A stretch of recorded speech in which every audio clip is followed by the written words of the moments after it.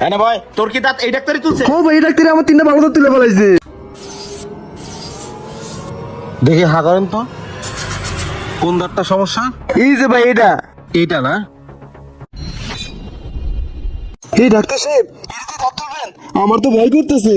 ভয় পাওয়ার কিছু নাই তো, আপনি হাতটা সরান। না না ডাক্তার সাহেব, প্লিজ, আমার ভয় করতেছে। ভয়ের কিছু নাই, টেরই পাবেন না। দেখি হা করেন।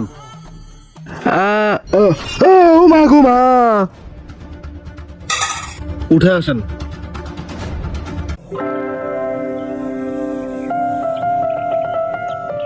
আপনাকে কিছু ওষুধ লিখে দিচ্ছি, এগুলো খাবেন, ঠিক আছে? রাতে একবার, সকালে একবার, ঠিক আছে? এগুলো টানা 1 সপ্তাহ খান, আর 1 সপ্তাহ পর আমার সাথে এসে দেখা করবেন, ঠিক আছে? আচ্ছা ওকে ডাক্তার, আসসালামু আলাইকুম। ওয়ালাইকুম আসসালাম।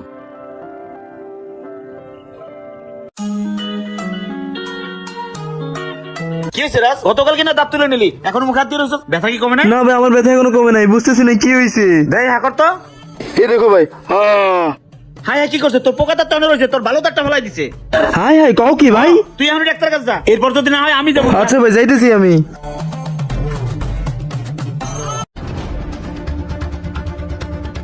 এই ডাক্তার সাহেব, আপনি কি এর কোনো কাজ করছেন?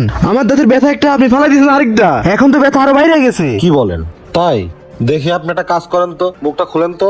হাই করে লাভ কি, আপনি তো আমার ভালো দাঁতই ফালাই দিয়েছেন। দেখি দেখি কোন দাঁতটা? এই যে এই বাম পাশের দাঁতটা। সারছে, ভুল দাঁত তুলে ফেলাইছি রে। আচ্ছা শুনেন, আপনি তো মুখে বললে বুঝবেন না, আমি আপনাকে একটা জিনিস দেখাই। এই যে আপনি এই দাঁতটা সমস্যা না? হ্যাঁ হ্যাঁ। এখন এই পাশের দাঁতটা নড়ভরে, এজন্য আমি আগে এটা তুলছি। এটা নার্ভটা শুকাই গেলে পরে যে এটা তুলতে হবে। আমি আপনাকে 7 দিন পরে আসতে বলছি না, এই কারণেই বলছি। এখন আপনি এই দাঁতটা তুলুন। বুঝতে তো পারছি, কিন্তু এটা তো আপনি আগে বলেন নাই।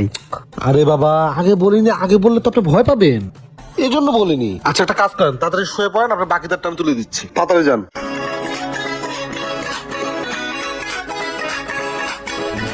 এক সপ্তাহ কোনো ঠান্ডা পানি ইউজ করবেন না, একটা হালকা পানি গরম করে, লবণ পানি দিয়ে কুসুম গরম করে মাঝে মধ্যে একটা কুলি করবেন, ঠিক আছে?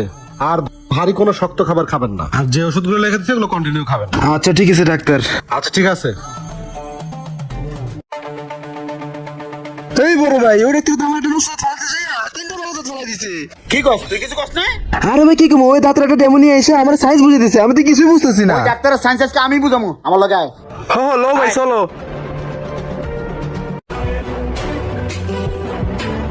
হ্যাঁ ভাই, তোর কি দাঁত এই ডাক্তারই তুলছে? ও ভাই, এই ডাক্তার আমার তিনটা ভালো দাঁত তুলে ফেলাইছে। কি হয়েছে, সমস্যা কি আপনাদের? সমস্যা কিছু আপনি বুঝেন না? আপনি কাজটা করছেন কি?